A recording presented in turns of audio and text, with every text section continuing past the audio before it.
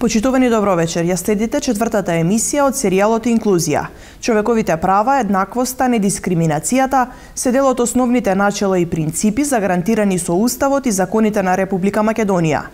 Нивното почитување подразбира обезбедување не само на формални, туку и материјални предуслови за непречен живот. Во 2011 година Собранието ја ратификуваше Конвенцијата на Обединетите нации за правата на лицата со попреченост, со што државата се обврза да ги почитува одредбите од истата. Но дали воведувањето и спроведувањето на регулативата се одвива со потребната динамика? Овие лица се почесто апелираат дека треба да се превземат мерки со кои ќе се обезбедат почитување, гарантирање и заштита на човековите права. Вечерва ќе зборуваме за дискриминација со која што се соочуваат лицата со попреченост и нивните родители. Да видиме што имаат да кажат кумановци на оваа тема. Па бога ми да. Има понов, да кажам, аномалии, а нешто сега, нешто како да се работи на тоа. Јас сум да ги се помогне на тие деца. Стварно тие овој ваков третман не заслужуваат. Плюс тоа треба да има некои диспензирани работи, оделенија со тие педагози, психолози тие работи. Иначе сега, знаеш што, да се надееме дека ова нова власт нешто ќе направи, да се надееме само. Значи нема прво услови, било до која установа да улегнев со колички или било што. Све су степеници, лифтови нема, у зграда нема лифтови. Значи треба да се предеме стварно за тие лица што гледаме по улози по зграде. А што знам, мислим држава да си послабо води сметка у односу на остале држави. Патеки немаат никаде, у никој установи и не може да дојдат директно каде што они сакаат. И за тоа треба малку да се поведе ред за тие такви лица со попреченост. Да, дискриминирани се. Имаат ли пристап до институции? Па нема слабо, многу слабо. Треба да се обране поголемо внимание. Се прифатени во тие услови, во оние услови во кои што живееме, ние им подаваме рака, ние сме им пријатели, верни другари и значи нема никакви пречки, нема никаков разлог за нешто поинаку ние да им пречиме на нив или да им бидеме некоја бариера или барикада во натамошното нивно обстојување, живење, во понатамошниот нивен развој, во понатамошниот живот и така. Треба да биде веднак. Сега, од Бога е тој, не е од друго. И за тоа. Па мислим дека су подценети многу. Од друштво, од држава. Треба повише да им се обрати внимание. Тие луѓе се еднакви членови на нашето општество како и ние.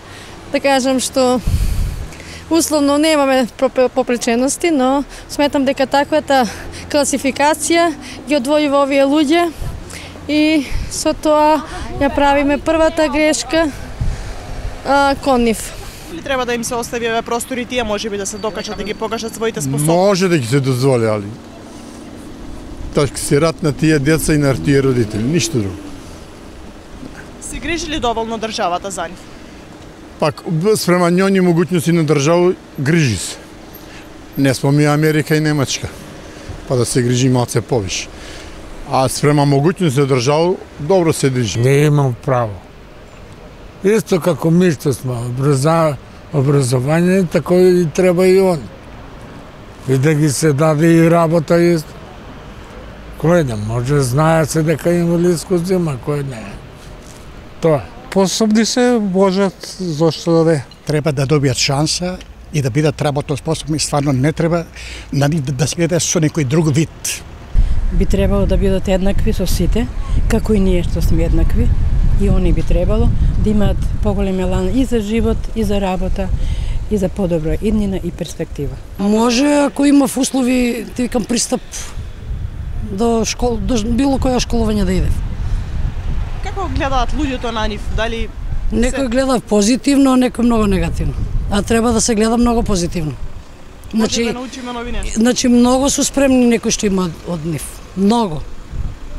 Значи сам Господ природа ги дал дарба, тој што е никој не може да врати.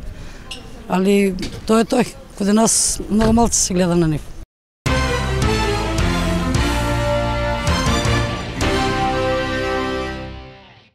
Според спроведеното истражување на Сдруженијето Инклузива, лицата со попреченост и нивните семејства секојдневно се среќаваат со предрасуди и дискриминација. Поради физичката непристапност на објектите, како и недостигна поддршка од институциите, овие лица се затворени во своите домови. Семејствата кои имаат член со попреченост најчесто се социјално загрозени, па затоа проблемот на попреченоста се одвива во затворен круг на сиромаштијата и исклученоста.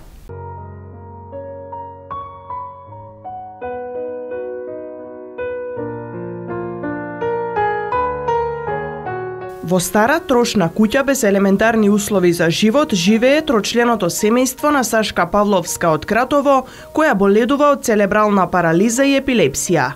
За иронијата да биде поголема, истата куќа е под заштита на Министерството за култура, бидејќи е дел од објектите за зачувување на староградската архитектура.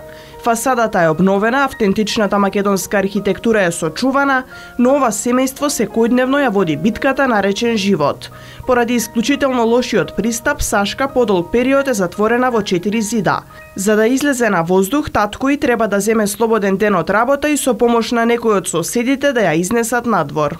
Пред 2 недели требаше лична карта да ја правиме и поминал рокот. Татко и требаше да отсуствува од работа, за да ја однесеме во полиција да ја направиме лична карта. Таткову и еден комшија и двајцата, еден ја носи за руките, еден за ногите, за да ја симнеме пред врата, да ја сместиме во такси, да ја однесеме, да ја сликаме во полиција. После нагоре, кога се вративме, исто пак татко и комшијата за руки и за ноги нагоре од вај го качија, па се растревоже детето, па на ногите го болет што го носет, иначе на едната нога она не може и да го испружа соберена во е, главната вена на ногата. Бидејќи неам никаков услов за Сашка, купателото ми е доле на приземје, а јас морам да ја бањам тука во соба. Прво ќе во измию глава, ќе ставам на кревето легенче, она испружена наамо, и сестра ќе ми помага глава да го измијам. Па после ќе го ставам у корито на земја, да го измию од колена нагоре, па после ќе го качу па на кревет, па ногите ќе во ги мию. Значи немам тотално никаков услов. Мајка и на Сашка раскажува дека ја изгубила вербата во надлежните, бидејќи иако поминала низ сите врати на институциите, до сега никој не дошол да види со каков проблем се соочува. Додека беше мала Сашка, ја носевме во двор, на улица, ја шетавме во колица. Сега веќе 3 години Сашка надвор не излезена да виде воздух. Целата е искривена, не може ни у количка да седе и на кревет почна повеќе да леже. А она е комуникативна, сака надвор да излезе, ама не можеме да ја симнуваме низ скалите. Веќе ние сме у години, такој да и татково не може, ни па ја кај мене руките, ја ќе од тука до тука, значи ја пуштам го, не може више да го носам. А и татково е срчев болесник, такој да и он не може да го носи, и тешка е, не се носе низ двојстепеници нагоре надоле. Најмногу ми е криво што сегде се обрати, а никој не ќе да дојде да влезе, да види во какви услови живееме ние со свакви случаи. Значи, едноставно сме дискриминирани. И кога ќе те виде некој на улица, овие деца сакат гостопринство, љубезност, а не да не оговарат и да викат леле, што се мучеш, овој оној. Славица покрај Сашка има уште една ќерка која што е самохрана мајка на 8-годишно дете. Додава дека поднеле барање за добивање социјален стан, добиле ветувања, но од тоа се уште нема ништо. Но и покрај сета суровост на животот, ова семејство не ја губи надежта.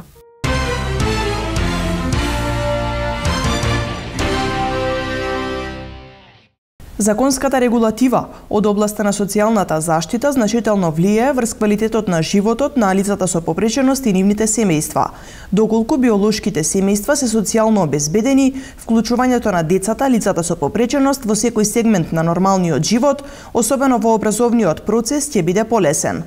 Но сепак постојат случаи на лица со попреченост кои се описмениле исклучиво со помош на своето семејство. Има и позитивни примери, бидејќи за нивните пријатели не постојат пречки за дружба и забава.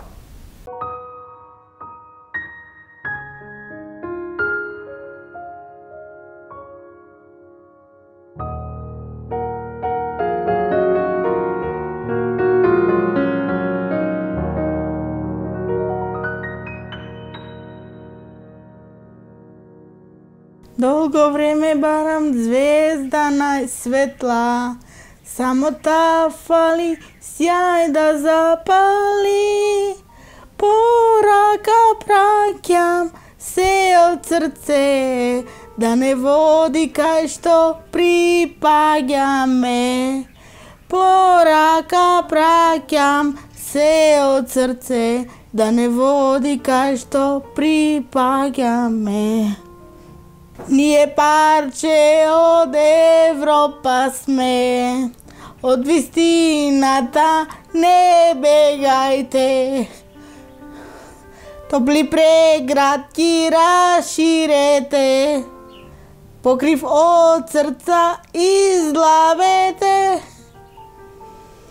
Ние парче од Европа сме. Неможноста да се школува не ја спречило 28 годишната Славица Петковска од Кратово, лице со целебрална парализа, сама да научи да чита и пишува. Мајка и Митка раскажува дека уште на мали нозе бил забележлив капацитетот кој што го поседува Славица. Вели дека на 7 годишна возраст сакала и низиното дете, како останатите, да го ужива правото на образование.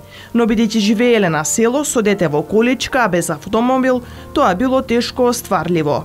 Раскажува дека надлежните ја советувале да ја запише во училиштето во Крилатица, но поради непристапниот терен тоа било невозможно. Откако се уверила дека никој не е заинтересиран да обезбеди услови за незиното дете, започнала сама да го решава проблемот. Не ни сослушува, а не пак да ни помогнат. Не ги ни толку интересираше дали ќе учат тие деца, дали ќе треба да учат, дали ќе треба да знаат, да се образуваат. Што ќе сум јас кога? Земав сама, значи дома. Малку малку повеќе со големи тешкоти. Оти не можеше ни моливо да го држи, со рацете. Полека и успеав да ја научам да чита, да пишува. И денеска сум задоволна.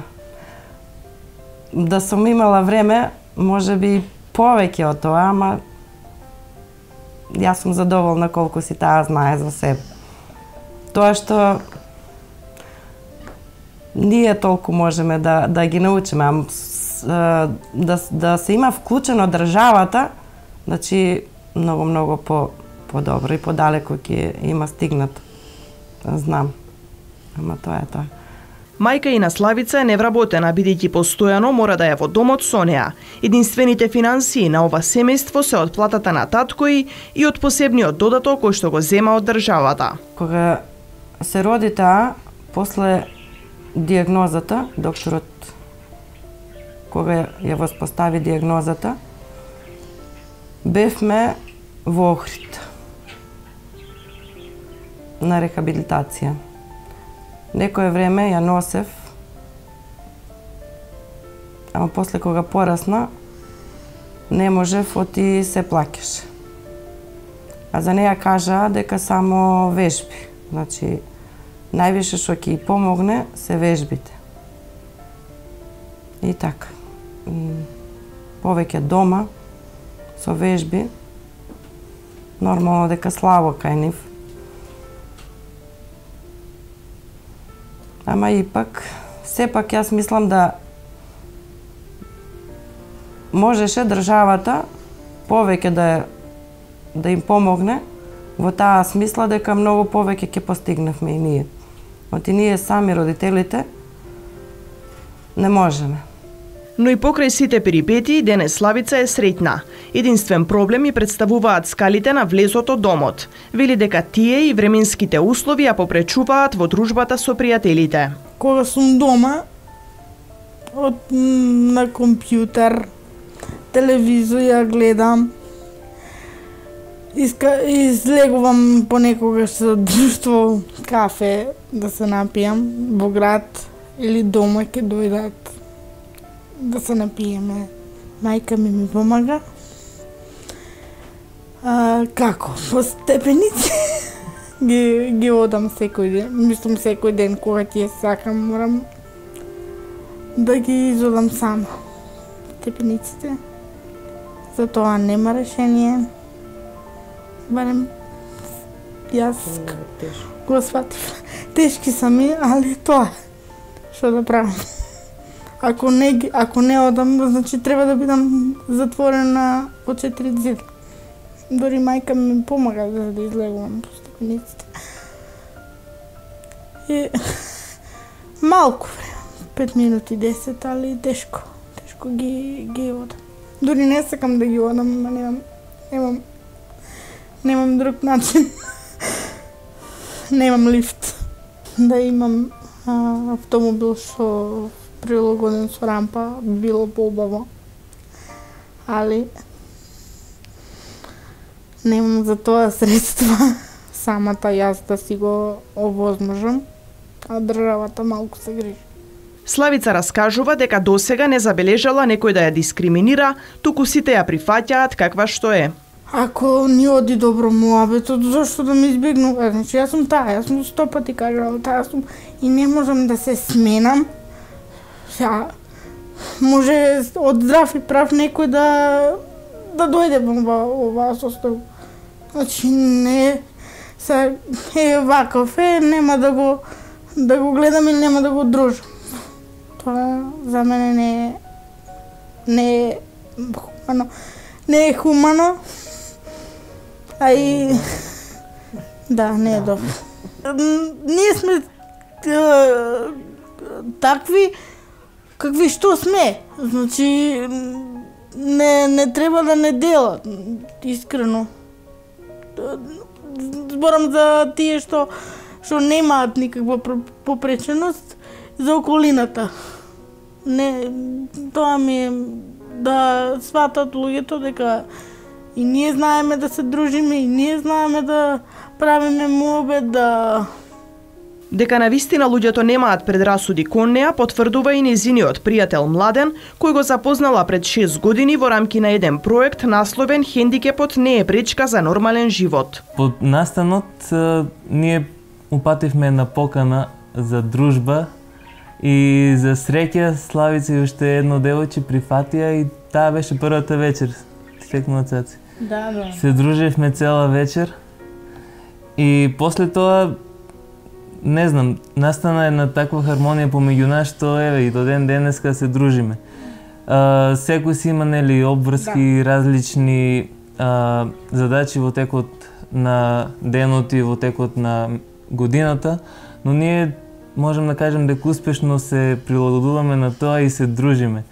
Славица секогаш е иницијаторот за кафе во град и таа што организира. Имаме група на Facebook која често ја користим и пишува таа, ајде на кафе, се собираме, кафе шема се вика. Точно.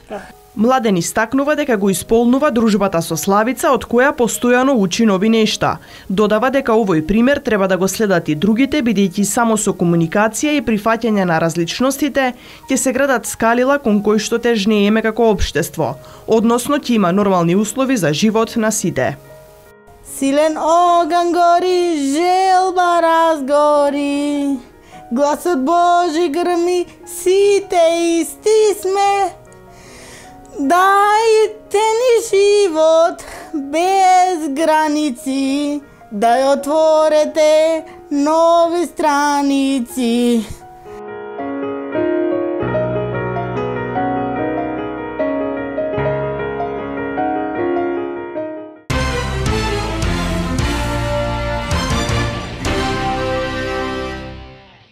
Потресна е животната сторија на 58-годишниот Драге Николовски, лице со инвалидитет, кој живее месечно со 1400 денари. Сите права ми се одземени се зборовите кои што ги повторува овој несреќен кумановец, кој што е заглавен во судските лавиринти. Само 1400 денари изнесува месечната социјална помош која што ја добива 58-годишниот Драге Николовски од Куманово, кој што е инвалидно лице. Тажната животна приказна на Драге започнува откако се стекнал со инвалидитет, додека работел во Југословенската армија во Белград, пошто имал дури 8 хируршки интервенции. По распаѓањето на армијата, тој се враќа во Куманово, каде што живеел со мајка му, но работниот стаж од Белград не бил доволен за да го оствари правото на пензија, иако веќе бил работно неспособен. Јас сум опериран од срце, односно 2 операции на отворено срце имам извршено на Војно-медицинска академија во Белград. Во меѓувреме имам извршено, операција на вилица, операција на носни прегради, операција на стомак, операција на лев бубрек и имам скинати 2 прста на десна рука. Тоа е, кога се биле немири на Косово 81 година, кој сум учествувал, непосредно во таква единица сум бил. Брат кога беше жив, он е покойник бил во Југословенска народна армија и е работил како началник во контрабавештајна и обавештајна служба во Белград, во Генералштаб. Он не помагаше колку можеше и дрва ни купуваше и се што треба, Јас, тој ме помогна да отворам една трафика за цигари, тој тоа што ја видите, на улаз. И да работам и да дополнам тој работен стаж како по истекнало право на инвалидска пензија, те на тој начин да дојдем до екзистенција, да можем да живеем и јас, Во 2002 година, откако му бил утврден инвалидитетот, Драге основал собствена фирма согласно Законот за инвалидни лица. Добил и потврда од тогашното предпријатие за професионално оспособување и рехабилитација на инвалидни лица, во кое е потенцирано дека придонесите за пензиско и здравствено осигурување ќе бидат на товар на буџетот на Република Македонија. И јас работам, овде. Тоа е лака работа, продам цигари, нема нека заработувачка, само да да ги исполнам тие услови за инвалидска пензија, да би стекнал право на инвалидска пензија и да дојдем до екзистенција. Во 2005 година, 5.1.2005 година, јас доживувам сообраќајка, која ме удара авто на тротоар и од подзади во грб ме подигнува и ме удара во бандера. Од 5.1.2005 година до 2009 година јас сум бил на штаки сум модел и сум бил под боледување преко моја фирма инвалидизирана, што сум осигуран бил и пензиско и здравствено. По сообраќајната незгода во 2010 година Фондот за пензиско и инвалидско осигурување на Македонија носи решение со кое Драге го прогласува за инвалид со целосно загубена работна способност која не може да се отстрани со лекување. Но за иронија истото решение за непол месец било поништено. А за да работата биде уште пострашна, одеднаш исчезнал и неговиот работен стаж, односно 7 години додека бил вработен во сопствената фирма.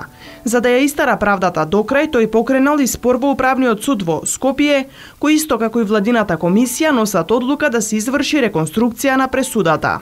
Јас, уредно сум работел, уредно сум доставал МПП образци од 28.2.2002 година до 1.10.2009 година уредно сум доставljал МПП образци во УЈП Куманово. После тоа, кога излезе сето ова, извадив, уверение од регионални центар Штип за управа за јавни приходи, ми издадоа уверенија да сите доспејани, мислим, рекапитулации и МПП опрасци до УЈП Куманово се реализирани и придонеси се платени. Под број уверение 1900 и под број 2396. Меѓутоа за мене пензија нема. Ни се спроведува судска пресуда, донесена од судска власт правосилна, нити и владено решение од извршна власт, ништо не се презема. Јас сега живеам, мислим, во такви услови како што ги кажав, живеам и бројам денови до кога можам да издржам. Дали напрасно ќе починам, дали сам ќе си го земам живот. Ово е неподноштиво више. Но тука не застануваат страдањата на овој 58 годишен кумановец. Мајка му починала, а брат му се самоубил. Драге денес живее сам без никаков извор на екзистенција, без елементарни услови за живот.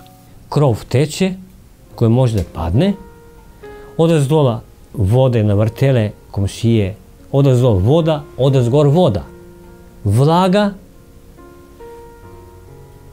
зимам 1400 денара социјална помош, што може да се подели 45 денара дневно. Од тие 45 денара дневно, замислете ја како живеам. Само за леп, ја трпам за леп. Каму се тука неопходни лекови, каму се тука обрски, струја, вода, љубрарина и се тие работи. Како ја живеам? Сами видите, мислим. Овде, мислим, какви се овие услови за живот. Врата су, брава нема, со шајка ги затварам. Овие врата се разевале, овие прозори се разевале, дува ветар. Све, немам паре за леп, немам паре за лекови, немам паре за дрва. Наназад, с година наназад, јас дрва немам. На овие временски температури, мислим, кои се испод нула. И како е тој живот? Тоа е дискриминација. Повторно, класична дискриминација од одредени лица кои се на функција, кои, мислим, уопште, мислим, ништо не презима за своји граѓани и ние сме граѓани, ако сме инвалиди. И ние сме, мислим, граѓани, и тоа е најранливи категорија на граѓани. А некој да манипулира со нас и, мислим, да не доведува се во ситуација и во искушение да сами си го земаме живот или насилно, напрасно да поминем. Тоа е некоректно. Ако сме демократско општество, ако се бориме за демократија, ако ги прифаќаме европски закони и ратификуваме европски конвенции за човекови права, својата тажна приказна овој несреќен кумановец ја заврши со зборовите дека целосно ја изгубил вербата во се, па дури и во истерување на правдата, само повторувајќи сите права ми се одземени.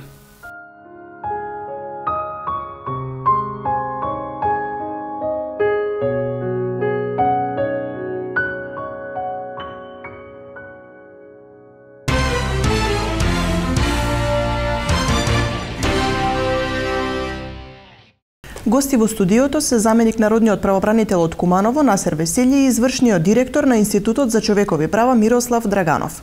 Почитувани, ви благодарам што прифативте да гостувате во нашата емисија. Благодариме на поканата. Дискриминирани ли се лицата со попреченост во нашето општество? Па, како и во другите сфери на животот во нашето општество, па и во другите општества, значи има дискриминација и на лицата со попреченост.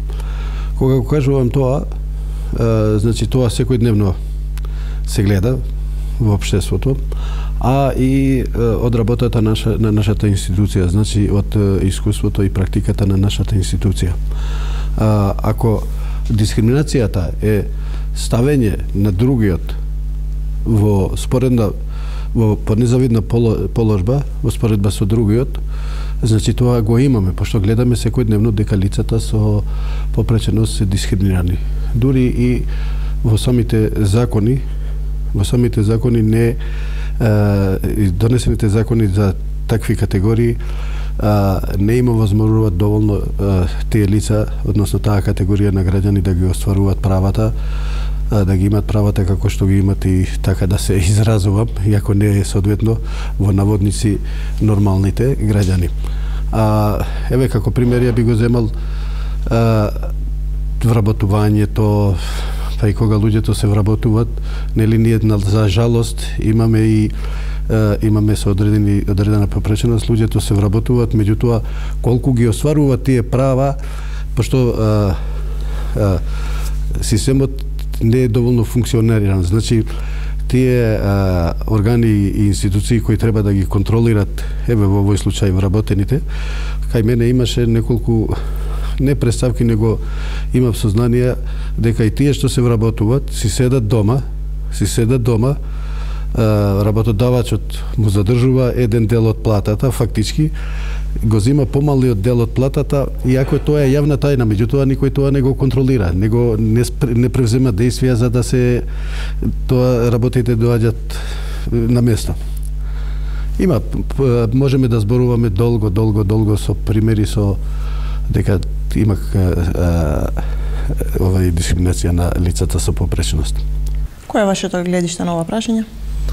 Јас ќе се сложам со представникот од Канцеларијата на Народниот правобранител, затоа што имаме и во законите, во дел од законите на некој начин недоволно овозможување на овие права на лицата со попреченост, а од друга страна и во самото општество, меѓу самите луѓе, од самите институции, ние сме сведоци многобројни на јавни настапи каде што има дискриминација и кон други маргинализирани групи, кон ранливи групи, така и со лицата со попреченост, па да тргнеме еве и во однос на физичката непристапност, например на дел од институциите и тие што нови се градат објекти, да кажеме, така што и во тој дел со самото тоа што вие немате свест кога се гради еден објект нов, со самото тоа што не обрнувате внимание дали тој ќе биде пристапен и за овие лица,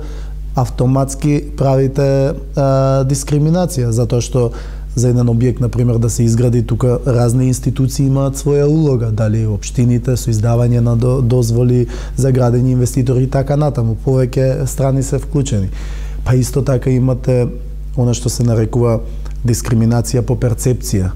Значи со самото тоа од самиот поглед што гледате некого, вие го осудувате на некој начин или автоматски го дискриминирате без да тргнете од тоа каква е суштината, односно дека нели не треба од тоа да се тргне. Дали во однос на вработување, има разноразни ситуации, затоа од една страна и ние како Институт за човекови права се обидуваме попристапно да го објасниме овој проблем кон сите маргинализирани групи, па и кон лицата со попреченост, дали преку видеа, дали преку еве сега организиравме оваа недела форум за човекови права, каде што сакаме се попристапно да го направиме, сето она што овие лица во пракса им е пречка за да ги остварат своите права. Значи од една страна им треба и на поголемиот дел од општеството да се запознаат, можеби дел од нив несвесно дискриминираат, не го препознаваат тоа, не дека тоа е намерно,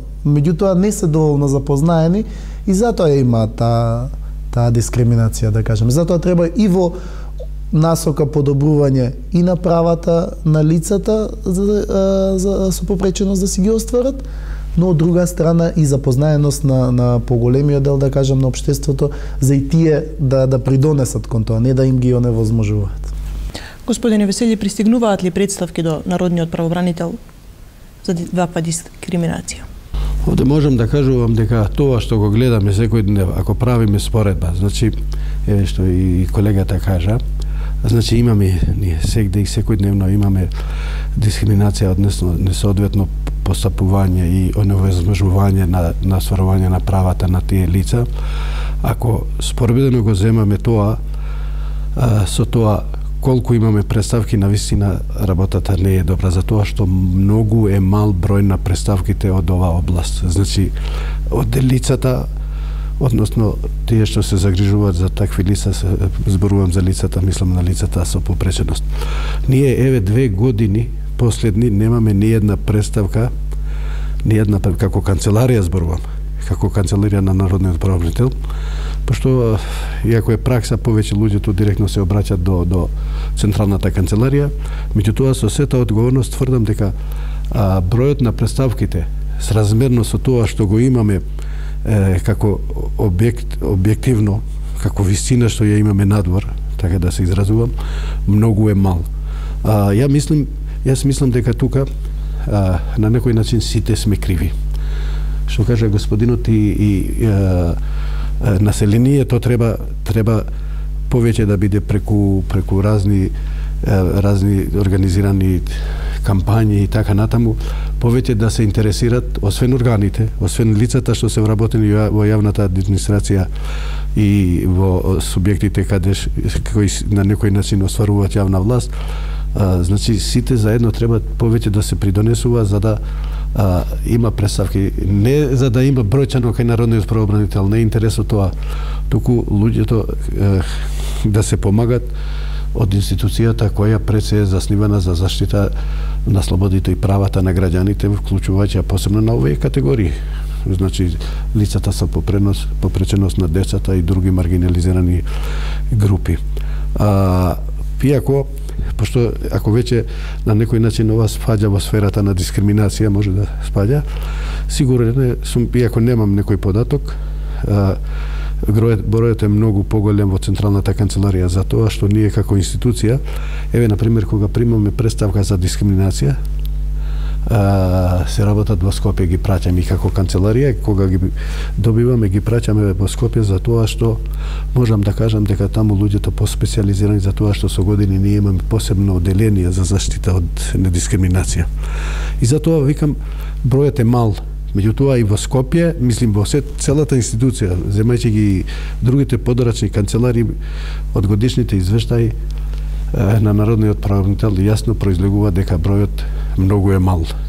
Во споредба со тоа што го имаме во секојдневие. Што следува доколку се утврди дека навистина се работи за дискриминација? Како и во другите постапки, значи народниот правобранител од примање на постапката, да напоменувам овде дека освен по представка народниот правобранител покренува постапка и по сопствена иницијатива може да покренува постапка кога има сознанија без разлика од каде му ги добива тие сознанија, од средствата за јавни информирања, од граѓани и така натаму, значи покренува постапка по сопствена иницијатива. И сега веќе кога ќе покренува постапка без разлика дали од представка на граѓанин или група граѓани, односно по сопствена иницијатива, значи народниот правобранител се впушта во истражувањето колку е таа информација, односно представка на наводите во представката се основани, дали има дискриминација, односно се попречува граѓанинот во овој случај лицето со попреченост, значи се впушта во постапка, истражува, затоа од законот има доволно можности и надлежности, значи може да иде во органот кој дискриминира, односно кој не му овозможува на граѓанинот да остварува одредено право, разговара со службеници, со раководители, може да има увид во секое време, ненајавено иде, значи, може да иде ненајавено и во секое време, согласно законот, органот, односно раководителот на органот мора да му обезбедува пристап, односно увид во предметот и доколку констатира, односно првин, ако констатира дека нема повреда, значи ја запира постапката, односно не покренува постапка. А доколку констатира, односно утврдува дека се работи за повреда на правата, сега зборуваме за лицата со попреченост, на лицето со попреченост, тогаш на органот, на тој што ги прекршувал тие права, да речеме дискриминирал, му препорачува, укажува, први му препорачува, па потоа и укажува на кој начин, значи да ги отстранува пречките кои довеле до повредата на правата на лицата. И сега органот, мислим дека сега тоа е лично мое да биде, по законот за народниот правобранител тоа е 8 дена, малку е кратко се жалат органите, меѓутоа има друга можност, ние даваме 30 дена ако предметот значи побара долго време да се изражува. И органот треба да постапува така. На жалост, сега помалку, меѓутоа порано имаме многу случаеви кога нашите укажувања, препораки и така натаму не се почитуваат. Односно, се одговараше делумно така само да се одговара, само да се исполнува законскиот затев, да се одговара, меѓутоа во праксата не се менувало. Сега поквалитетни можеме да кажеме дека се исполнуваат нашите укажувања. А во случај ако органот да речеме понискиот орган во државната управа не постапува по нашите укажувања, ние согласно законот можеме да бараме интервенција на органот од повисоката инстанца, вклучувајќи го и министерствата, разните дирекции, дури до премиерот на владата, односно до владата на Република Македонија. И на крај на годината, на секоја календарска година, еве да речеме сега веќе почнаме активности за подготвување на годишниот извештај. Значи во годишниот извештај се отсликува целата работа на народниот правобранител и се спомнуваат органите кои не постапуваат, кои не ги почитуваат укажувањата и препораките на народниот правобранител.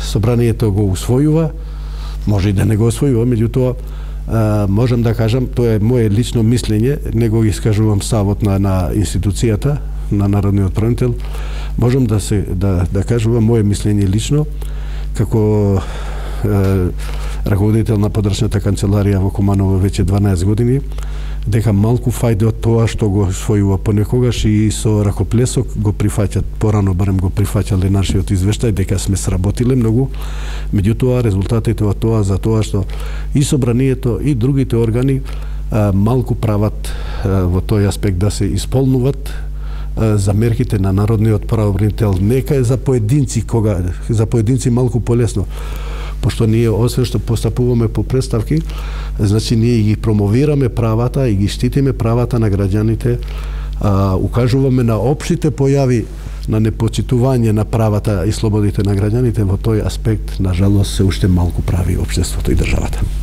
Институтот за човекови права во изминатиот период спроведе истражување за правниот систем во Република Македонија за заштита од дискриминација. Какво беше истражувањето кое што го правевте и кои се наудите до кои што дојдовте? Така, Институтот за човекови права уште од самото донесување на Законот за спречување и заштита од дискриминација од 2010 година, почна се применува од 1 јануари 2011, веќе почна активности во однос на тоа како дали одредбите се усогласени со меѓународните стандарди, кои не се и како подоцна тоа се применува во пракса. Ова истражување е едно од низата, кое што го имавме и при кое што интервјуиравме различни засегнати страни, лица кои што биле дискриминирани, па воделе постапки, експерти за човекови права, суди, адвокати, буквално од комисијата исто. Така, значи, буквално сакавме да опфатиме од сите страни што тие во тој процес наоѓаат како проблем, а треба да се подобри. И можеме да кажеме повеќе аспекти беа утврдени како одреден проблем. Например, не се доволно јасни одредбите во однос на основите за дискриминација. Не беа сите основи опфатени, иако таму е направена една опширна листа, односно оставено и други основи, меѓутоа не секогаш сите основи се препознаваат во конкретна постапка. Се јавува проблемот кај се недоволно јасни се одредбите кај тужби акцио популарис. Тие се тужби, да биде појасно за гледачите, тоа се тужби во кои што едно здружение може да поднесе тужба во име на поголема група на луѓе. Еве, например, на лица со интелектуална попреченост, да речеме, ако некое право во одредена област им е повредено, во името на целата група може здружение да поднесе таква тужба пред судот, нормално ако позади себе има соодветни статистики и истражувања, нели? Меѓутоа проблемот тука во таа одредба меѓу другото се вели потребна е согласност од лицето кое што се чувствува дискриминирано. Сега вие ако застапувате цела група луѓе во име на цела група поднесувате тужба, нема логика да биде да има согласност од едно лице, да речеме тоа едно лице може собствена постапка да си води, не е дел од оваа постапка. И тука се јавува проблеми во пракса, например ние конкретно како институт сме учествувале во такви постапки и затоа бараме измена на овие одредби. Исто така проблем е со Комисијата за заштита од дискриминација. Таа како тело нема своја собствена административна служба, него буквално позајмуваа низ годиниве, дали од меѓународни проекти, дали од преку преземање од други институции, меѓутоа нема стручна служба која што ќе им помага. Комисионерите, односно членовите на комисијата, буквално тоа има дополнителна работа. Значи еднаш неделно се состануваат и одлучуваат. Тоа е буквално неефективно во однос на тоа колку случаи треба да решаваат. Затоа и во тој дел бараме да се професионализира, да има работното место на кое што претходно работеле да им мирува, додека се избрани таму да се посветат целосно на таа работа. Исто така проблем е и во однос на ова претходно што го кажав, например, седиштето на Комисијата за заштита од дискриминација се наоѓа во Скопје во македонската радиотелевизија на погорните катови каде што ни лифтот не допира до таму. Самото тоа ви кажува дека колку се достапни во однос на лицата со попреченост. Така, особено со физичка попреченост. Значи основното не може да го започне. Така, основното не може да го започнат. Па во однос исто така во однос на представките, конкретната постапка се случуваше досега конкретно има одредба каде што вели комисијата ако утврди дискриминација, нели дава препорака мислење дека е утврдена, и вели може, ќе му укаже, например, на правното лице, таму не е само органите, како што е народниот правобранител, него воопшто може да се случи од друго лице, физичко, правно и сеедно. Ќе му укаже на тоа лице и вели може да покрене прекршочна постапка. Меѓутоа тоа може, значи не е обврска на комисијата, тие никогаш не го искористија.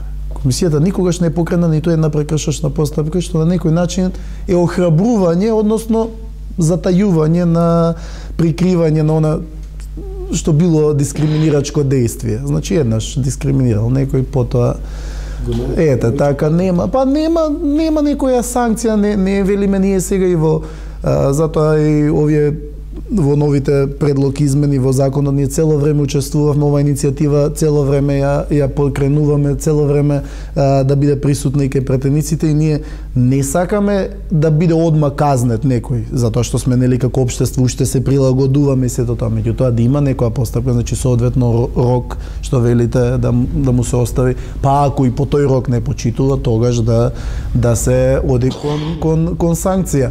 Да, има и други проблеми во однос на законот, а интересно е тоа, еве ние од друг проект што е надвор од овој, меѓутоа поврзани и се работи, па ќе го кажам бидејќи примерот е од Куманово. Тој проект истражувачко новинарство, чувар на демократија и човековите права, па меѓу другото регрантиравме и организација која што имаше како активност нераскажани приказни. И во тие нераскажани приказни новинарите истражија и во едно село Кумановско, каде што буквално двете дечиња што одат на училиште, па и целата фамилија воглавном се лица со попреченост. Така, вработорци, да.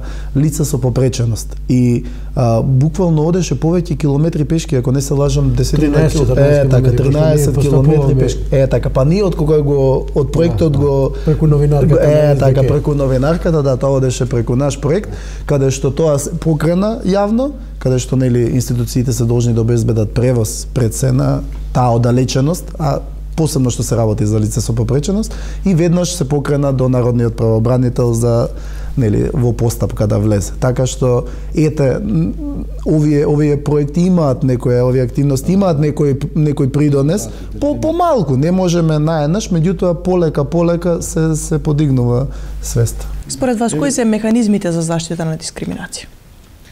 Па механизмите, народниот правобранител е еден механизам, каде што особено државни институции граѓаните можат бесплатно да се обратат до канцелариите. Доброто е што за разлика од Комисијата за заштита од дискриминација, народниот правобранител има 6 подрачни канцелари. Од 3 до 5 вработени во секоја канцеларија. Така. Пак е попристапно, Куманово конкретно има, значи можат лично граѓаните да отидат. Комисијата за заштита од дискриминација исто така е тело каде што исто можат, ние новиот закон се бориме таму и здруженија на граѓани да може да застапуваат конкретно пред комисијата, да бидат ослободени граѓаните од такси, зборувам административни такси, тие трошоци на постапка. А исто така им стои на располагање судска постапка. Значи може да поднесат тужба пред суд. Инспекторатите разни. Инспекторатите во однос на прекршоци. Да, на прекршоци. Дури им стои на располагање Уставен суд како посебна институција каде што граѓаните може да поднесат. За жал нашиот Уставен суд не е многу активен, односно нема некоја позитивна пракса во однос на ова.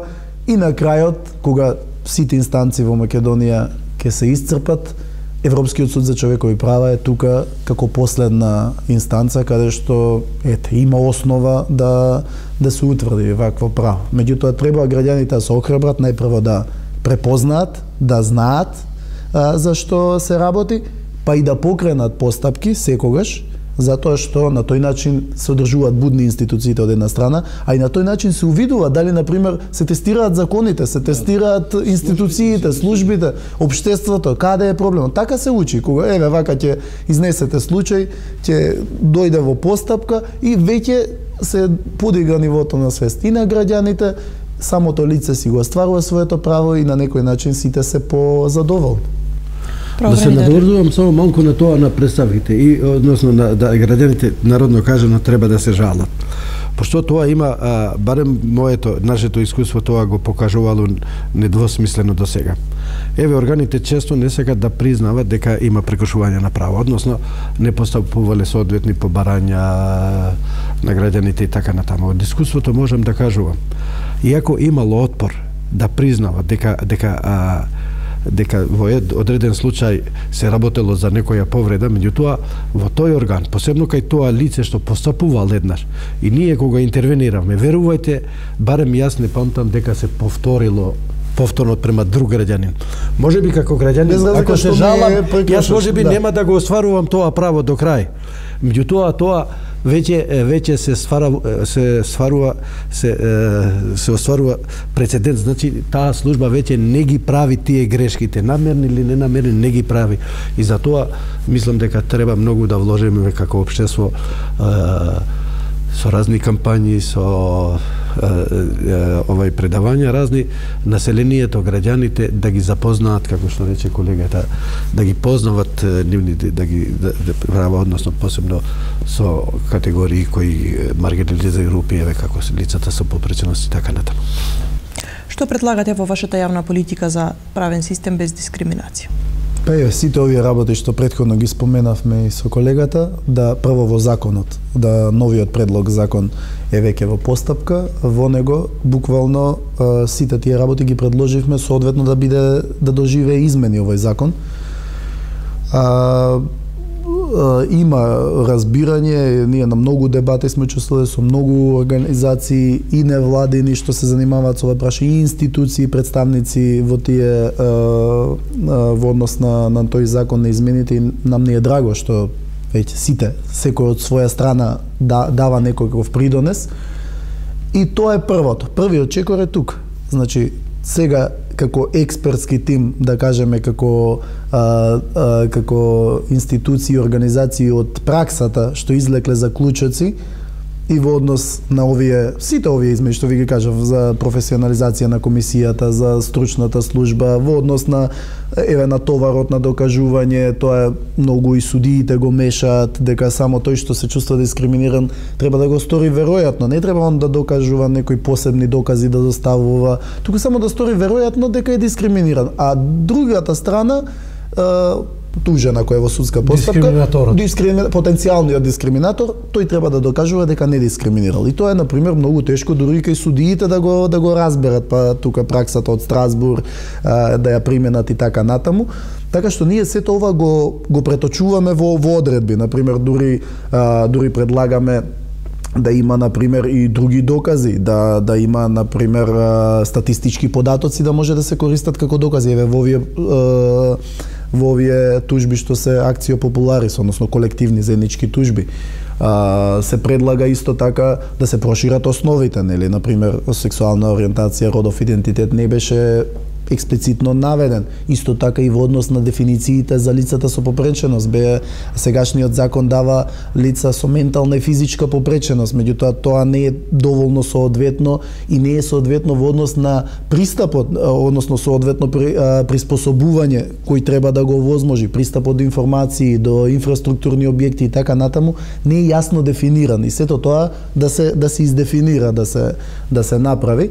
И тука е се тоа начелно кажано и направено, сега е првиот, ќе кажам, збор е на пратениците. Значи, ние се сме предложиле од праксата, заедно со сите институции и од нашето работење, се трудиме, ги запознаваме граѓаните, направивме видео, направивме јавен документ за јавни политики со препораки конкретни, сите овие што ги набројавме и многу други се внатре, сега да не ги оптеретуваме гледачите, меѓутоа пратениците треба да го изгласат. Најпрвено таму да почне, да се изгласа и кога оттаму ќе се изгласа, понатаму ќе следува процесот на приспособување нормално на институциите, граѓаните да се запознаат дека имаат повеќе права и автоматски целото општество да биде подобро. За крај, правобранителе, каде може да ве најдат граѓаните кои што сметаат дека имаат нарушување на одредено право? Мислим дека да го најдат народниот правобранител, односно да допират, да имат пристап до народниот правобранител, слободно можам да кажам дека најлесно се допираат до народниот правобранител. Значи, кај народниот правобранител постапката може да се покренува со представка. Значи, тука влегува лично во канцеларијата, да пополнуваме представка, имаме изготвен посебен тек, имајќи предвид дека многу луѓе не се снаоѓаат во тоа, па да не иде друг дека е адвокат, да и така натаму.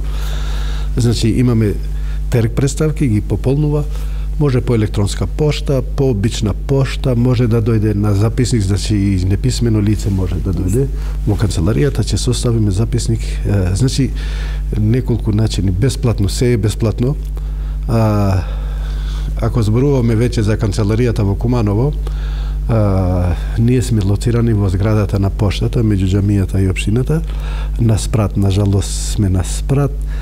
Меѓутоа можеме се, ако има потреба се впуштаме, 5 мина вработени сме со мене.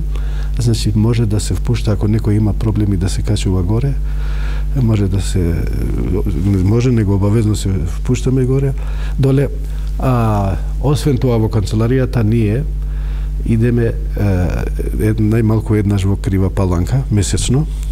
Во зградата на општината примаме странки, односно граѓани, имаме средба со граѓани и постапуваме тој ден ако се работи за орган кој е лоциран, односно седиште му во Крива Паланка. Истото го правиме и во другите општини, меѓутоа поретко. Пошто еве во почеток бевме и во Паланка, во Кратово еднаш месечно, меѓутоа се видело дека нема потреба за толку, а не ни го дозволува тоа и материјалните услови, мора да го кажуваме и тоа, значи да идеме почесто, меѓутоа во оквирот на тоа што можеме од финансиски аспект да го направиме, значи ние и теренски работиме често. Исто така, еве во вакви дебати со невладениот сектор, соработката ни е одлична. Ние често имаме представки од невладениот сектор, од еве во тој случај јас сега дознавам дека преку вас тоа започнало и мислам дека донекли успеале, да сме успеале, меѓутоа не до крај. Значи, граѓанинот во секоја доба, еве јас кој единствениот имам службен телефон, мислим дека Пола Куманово го знае мојот службен телефон, може да се јавува и во 3 сатот ноќе, слободно може да се јавува. Почитувани и благодарам за гостувањето. Благодарам.